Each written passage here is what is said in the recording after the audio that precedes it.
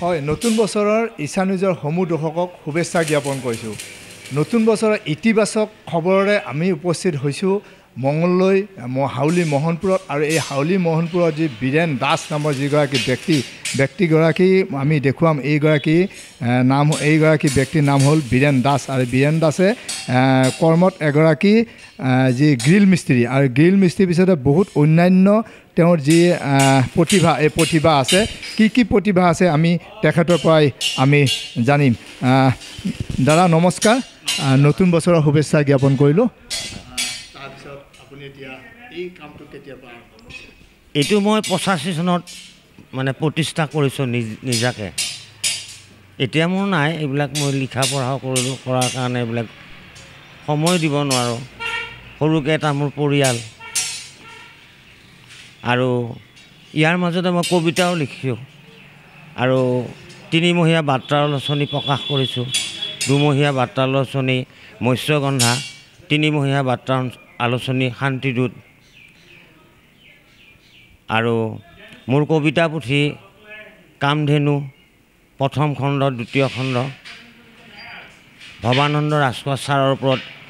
স্মৃতিৰ সুবাস 3য় খণ্ড, আৰু ভোগজৰা 4ৰ্থ খণ্ড, আৰু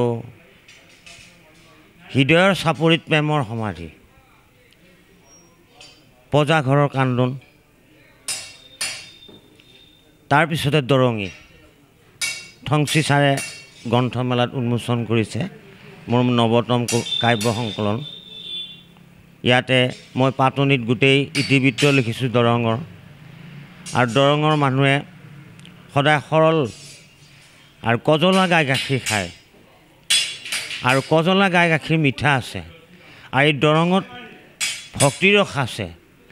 ইয়াতে শংকৰদেৱে আহিব পৰা নাছিলে, মানে শক্তিপীঠৰ কাৰণে। তথাপিতো মানে দৰঙৰ ৰাইজে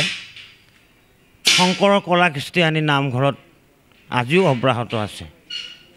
সেয়ে মই প্ৰথম মোৰ কবিতা, মনপুত কবিতা, দৰঙী আজলি গাখীৰ খাই কাজলিৰ মাছ পুঠি ঠেকেৰাৰ পুঠি, বজাৰ হ'ল ৰামহৰি কলাইগাঁও পানৰি, দলগাঁৱত পাতিছে খেতি, লোহিতৰ চাপৰি বাঘপৰি সামৰি, পশ্চিমত দেওধনী ঘাট, খৈৰাবাৰী মাজুলী কেঁচাসোণ বুটলি, বংলাগড়ত পাতিছে হাট। কবিতাটো দীঘল হ'ব। ইয়াৰ পিছতে মোৰ কবিতা আমি এই তাহানিৰ পথৰুঘাটৰ ৰণুৱা, আমি এই তাহানিৰ পথৰুঘাটৰ ৰণুৱা, খাজনাৰ বিৰুদ্ধে পাণ আহুতি দিয়া, এয়াই হাতকুৰি শ্বহীদৰ একতাৰ সমাধি, আমি এই দৰঙৰ সেনানী, যুগে যুগে কঢ়িয়াই লৈ যাম বিপ্লৱৰ ধ্বজা, আমি এই তাহানিৰ পাথৰুঘাটৰ ৰণুৱা। এই যে আপুনি এই যিসমূহ কবিতা গালে, এই কবিতাসমূহ কেতিয়া চৰ্চা কৰে? যিহেতু আপুনি এজন গ্ৰিল মিস্ত্ৰী, তাৰপিছত এই কবিতাসমূহ কেনেধৰণে চৰ্চা কৰিছে? কবিতা মানে যেনে নিসংগতা তেনেধৰণৰ নহয় কবিতাটো কামৰ মাজতে মানে ভাৱ প্ৰকাশ হোৱা। মই বুজাব নোৱাৰোঁ, মোৰ ইমান শিক্ষিতও নহয়, তথাপিতো মোৰ মানে মনৰ এটা মানে কল্পনা। আপুনি এতিয়ালৈ কেইখন কিতাপ প্ৰকাশ কৰিলে? এতিয়ালৈ মানে মোৰ কিতাপ এই কাব্য সংকলন হৈছে আপোনাৰ 7খন, আৰু মোৰ বাংলা কবিতাখন আছে মনেৰ মানুষ। এইটো মই প্ৰকাশ কৰা নাই, প্ৰকাশত বহুত খৰচো আছে। আৰু বাংলা কবিতা মই এনেকৈ গীতাত পাইছোঁ, তীৰ্থ যাত্ৰাকালে ভগ্নী গহৰিলে এইটো দুখ নাই। এই আলমতে মই বাংলা কবিতাটো লিখিছোঁ। কবিতার সন্নে আমরা লিখলাম বাংলা ভাষা, মনের মানুষ পাইলাম না গো কোথায় হব দেখা, তোমার আমার দেখা হবে গোদাবরী তীরে, কোমল ঘাসে বসবা তুমি আমি রব দেখে, তবে মনে শান্তি হবে দেখিব নয়নে, সার্থক হবে জীবনে তোমার দর্শনে। আচলতে এইগৰাকী 70 বছৰীয়া বীৰেন দাস, আৰু এই বীৰেন দাসে দিনে নিশাই এইদৰে যি গ্ৰিলৰ কাম কৰে, কৰি উঠিও কবিতাৰ চৰ্চা কৰে, আৰু কবিতাৰ চৰ্চা কৰি এনেধৰণে কিতাপ যিসমূহ পুথিসমূহ লিখাত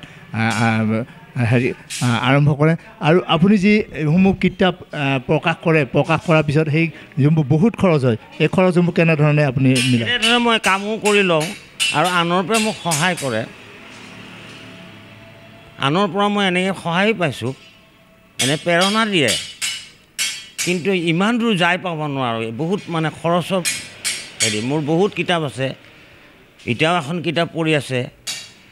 এইখন কিতাপ মই মানে শেষৰ ফালে লিখি আছোঁ এইখন কিতাপ হ'ল শ্ৰীমন্ত শংকৰদেৱ আৰু অসমীয়া সমাজৰ ৰূপৰেখা ইয়াতে মই ভাবিছোঁ মোৰ মানে মানসিকতা যাতে গোটেই আমাৰ মানে অসমৰ গঢ়োতা এওঁলোকে যাতে স্থান পায় আৰু ভাষাটো যাতে সম্পূৰ্ণ চান্স পায় এই কিতাপখনত এই হিচাপতে মই লিখি আছোঁ যেহেতু আপুনি যি গ্ৰিল মিস্ত্ৰী গ্ৰিলৰ কাম কৰে কৰাৰ পিছতো যেতিয়া আপুনি কবিতাসমূহ মনতে এটা চৰ্চা কৰি থাকে কিন্তু লিখে কেতিয়া এতিয়া বিভিন্ন সময়ত আপুনি মই সময় নাপাওঁতো মানে কিবা কলমত লিখি থৈ দিলোঁ আকৌ মানে টুকুৰা টুকুৰকৈ এনেকৈ জইন কৰোঁ এনেকৈ মই এটা মোৰ যেতিয়া হৃদয়ৰ চাপৰিত প্ৰেমৰ সমাধি এৰি অহা দিনৰ বাস্তৱতা বিচাৰি উভতি চালে দেখোঁ জীপাল মৰমৰ মাদকতা ক'ত যুগে যুগে অমৰ হয়তো বহু দূৰ নিয়তিৰ বান্ধোনত কিয় বাৰু তুমি আনৰ প্ৰতিদান হিচাপে হওক সমাধি হৃদয়ৰ চাপৰিত প্ৰেমৰ নিসংগতাই আমনি কৰে কোমলতাখিনি লাজ শুনা চকু জুৰি আশা ভৰা পৰশ লাগি থকা দেহৰ সুগন্ধি আকৌ যায় উভতি এৰি অহা দিনৰ মাদকতাখিনি তাৰপিছতো আপুনি যি এইদৰে যিসমূহ দিনে ৰাতি এই কামসমূহ গ্ৰিলত কাম কৰি থাকে তাৰপিছতো আপুনি কবিতা লিখে কবিতা আপোনাৰ যে সাহিত্যিক যেতিয়া আপুনি কিয় চিন্তা কৰিলে সাহিত্যিক হ'বলৈ এইটো মানে মই নিজেও ক'ব